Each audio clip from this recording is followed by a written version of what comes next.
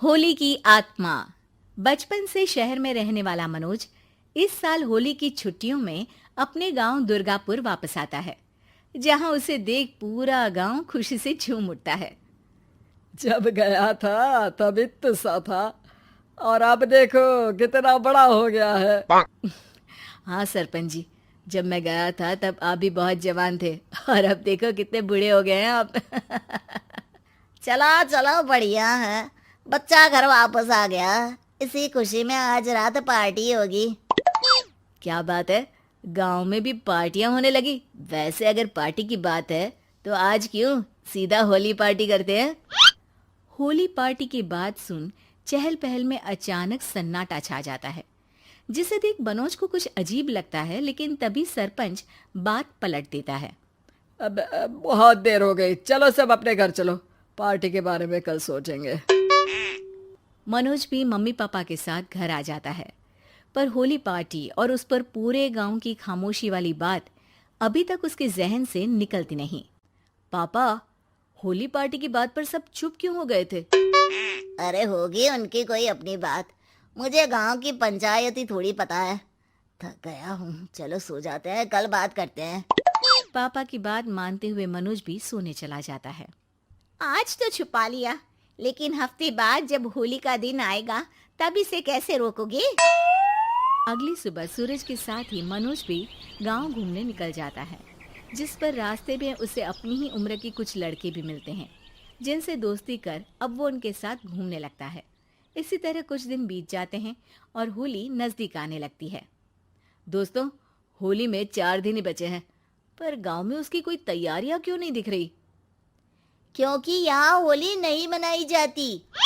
अरे पर ऐसा क्यों?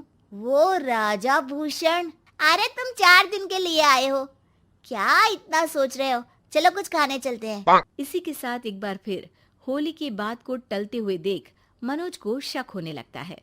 वो घर पहुंचते ही इंटरनेट पर अपने गांव और राजा भूषण के बारे में जानकारी निकालने लगता है। क्या? मुझे आज तक ये नहीं पता था। ऐसा कैसे? किसी ने मुझे कुछ बताया क्यों नहीं? सारी जानकारी लेने के बाद मनोज गांव वालों या अपने मम्मी पापा से कुछ पूछे बिना खुद ही उसकी सच्चाई के बारे में छानबीन करने लगता है, जिसके चलते वो राजा भूषण की हवेली में पहुंचता है। वाह, क्या हवेली है यार। पर क्या यहाँ सच में कोई भूत है? हेलो भूत जी, कोई है क्या? हम इस साल गांव में होली सेलिब्रेट कर रहे हैं, क्या आप उस पर थोड़ा इंटरव्यू देंगे? मनोज के ऐसा बोलते ही गांव में तूफान उठ जाता है और हवेली में रखी सारी चीजें हिलने लगती है। एक अदृश्य शक्ति मनोज को धक्का देकर हवेली से बाहर निकाल दरवाजा बंद कर लेती है। ये सब देख मनोज हैरान रह जाता है। क्या अभी मुझे हवा ने धक्का देकर बाहर निकाल दिया? मेरे होते हुए इस गांव में कभी होली नहीं मन सकती, इसलिए दोबारा ऐसी कोशिश भी मत करना, अंजाम बुरा होगा। आवाज सुन मनोज हैरानी से इधर उधर देखने लगता है, पर उसे कोई दिखाई नहीं देता। वो गांव वापस आ जाता है, जहां तूफान की वजह से सब कुछ तहस महस हो चुका होता है। आखिर ये तूफान आया कैसे? ना ऐसा कोई मौसम था और ना ही हमने होली का त्योहार मनाने की बात की थी।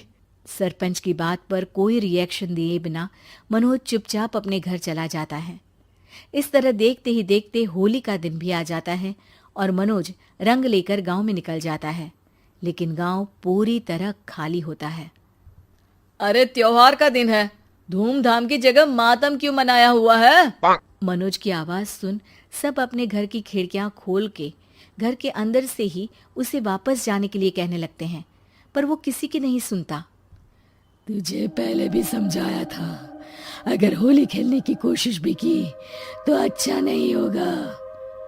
अरे बात मान लो बेटा, तुम्हें सच नहीं पता। मुझे सब पता है। सालों पहले इस राजा ने एक अंधविश्वास फैलाया और आप लोग आज तक उसे मानते आ रहे हो। अरे बेटा, जब तुम पैदा भी नहीं हुए थे उससे भी बहुत पहले से इस गांव पर होली का श्राप है। अगर गांव में होली का त्योहार मनाया जाता है तो प्रलय आना पक्की बात होती है। राजा भूषण इस सब में नहीं मानते थे और त्योहार मनाने लगे, जिसके चलते होली वाले ही दिन पहले उनके बेटे की और फिर उनकी मृत्यु हो गई। तभी से गांव की रक्षा के लिए उनकी आत्मा उस हवेली में रह रही है। सबकी बातें सुन मनोज उलझन में पड़ जाता है। सोचना भी मत मनोज, अगर तुमने इस परंपरा को तोड़ने की कोशिश भी की तो उसका परिणाम इस गांव और गांव के लोगों के लिए अच्छा नहीं होगा। मुझे भी यकीन नहीं हो रहा कि आप लोग एक बेतुकी बात को मानकर सालों से रंगों के त्योहार को मातम की तरह मनाते आ रहे हो। मनोज किसी की कोई बात ना मानते हुए पूरे गांव में रंग बिखेर देता है, जिसके तुरंत बाद वहां तूफान के साथ बिजलियां गरजने लगती है। अचानक मौसम में ऐसा बदलाव देख जहां मनोज कंफ्यूजन में आ जाता है, वहीं गांव वाले डर से सहम जाते हैं।